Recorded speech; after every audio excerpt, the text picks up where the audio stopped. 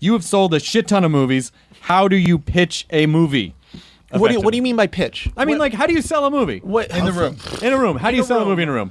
Okay. You've done it a lot, so just think about what you did. I've done it 5 or 6 times. I've done selling pitches 5 or 6 or 7 times, but selling specs is harder. Selling a spec is, of course, when you've written a script on your own and you take it out, and that's the way to make the big money. Getting an assignment is when they had an idea, like getting a James Bond movie would be an assignment, right. Getting an X-Men movie would be an assignment. You compete against other writers with pitches to get that assignment. Not a good way to make big money. I've still actually never done an assignment, but I've wanted them. You think I don't want to write Daredevil? You're insane. So like the Peter Pan. The Peter Pan thing would be a pitch. Okay. The thing I did earlier would be a pitch, except for the way I told it to you guys. When you get into it, pitching is sort of 3 things. There are different ways to do it, and you have to tailor them to the room you're in.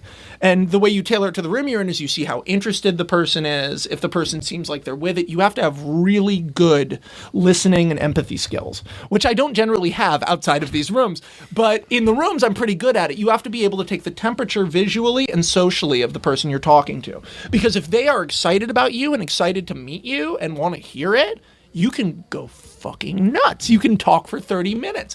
But if they just are hearing it because they heard it was a good idea from some junior exec, you need to keep it to like 10 to 15 minutes. So when you talk about pitching, you're really talking about 3 different styles of thing. The first thing to do, the first one, and the one that I'd say do the least, is actually pitching a movie beat by beat. It's going from your outline and telling scene by scene what happens from beginning to end of a movie. That is boring to listen to. Unless you're like a really good storyteller, if you're detailing every twist and every nook and cranny of the movie, you're setting yourself up to fail, because the moment you allow the person to become bored or disengage, and that's what I'm talking about with the social thing, is that you have to know when someone's slowly disengaging from you. You can't afford to be up your own ass. You have to really watch them. The moment that happens, you lose the pitch. You came in and you talk for 20 minutes, you set every scene.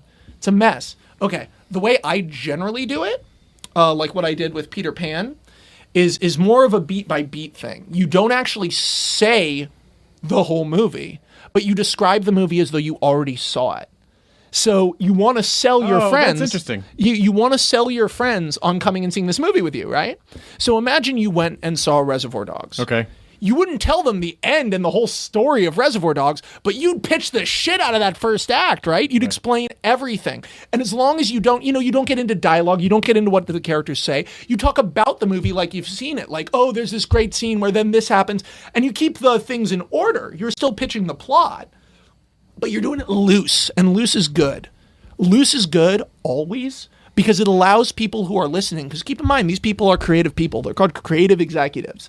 They consider themselves creative. Whether or not they're creative is hit or miss, but they do love story and they do know story. And if you give them opportunities to, they'll fill in the blanks. Oh, they'll pitch stuff to you. Oh, and then it could be this. Yeah, and then it could be this. Careful of that. That's the hard one, because that sort of happens in the third one. But the thing is you don't want them to say anything to you during it. But if you skipped an element of the plot and they go, and you like, let's say a character betrays another character, and you don't really explain why and the motivations, you just say it, but you've mentioned the reasons for it earlier. Let them be like, oh, because earlier this happened, and you go, exactly, and they go, I get this story. You let them spell out the details. So what's the third way? The third way is the hardest way, and you can only do it with big ideas. And it's insanely hard. Is that only when an executive goes, so what's the big idea? And that's when you can do it that Coming way. to my house at midnight. That's when you can do it the third way. If the executive says, so what's the big idea? You're fine. You're like You're in the 30s. You need to, because all of these elements exist within each other. You should have them all at your fingertips. Like, don't get me wrong. This is a unique thing to me that I think is really good, and I've been told a lot of other writers don't have, but it's something I'm proud of, is when I talk about a movie, I can do any of these. I know that movie really fucking well, and the parts I don't know, I'll make up on the spot. and I'll be ready to make them up. So you just have to know. You just have to know exactly what you have to know the whole universe. You have to know the whole universe. You need to know what's happening from scene to scene, because if you seem like you don't know what you're talking about, you're not going to sell it. The way to do it is the second way. The way you heard me, where I really pitch the first act and then I know the details of what the second and third act are. And it's like, we can talk about them, but I don't want to take up too much of your time, because you don't want to take. What was the third way? What was the hard way? The hardest way, and also the easiest way, if you have the idea, is by just talking about an idea. Talking about the central cool idea of something. If you can do that, and that's generally has a lot to do with the big idea and also your own sort of, like, I've only done it once, your own sort of power within the industry. An example, Inception. They're robbers who steal ideas in dreams. If Inception hadn't come out yet, and even not a Christopher Nolan level guy had said that to an executive, it's like, well, I've never fucking seen that before. The question of what the plot is, maybe you can skirt it a little bit. I mean, the movie Inception certainly did. Yeah. You just sort of... Oh, wait, here comes the kick, you guys. Yeah, no. Dun-dun-dun-dun-dun. So it's the log line, pretty much. It's the log line, but it has to be a compelling log line, and you need to be able to back it up with a few scenes. If you can sell a movie like that, good on you.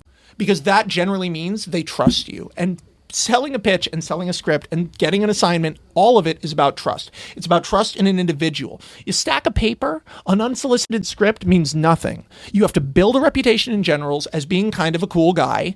You get to be an asshole later. At least I see people being an asshole. I haven't gotten to the point where I'm cocky about my shit in meetings, only outside them.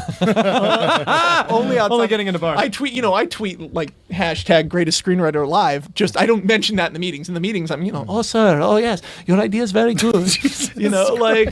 That was an impression of an American Indian man. No, it's funny because all of these different things rely on two things: how much they trust you and how much you trust yourself. Because as long as you're never lost for words in a pitch, you did good.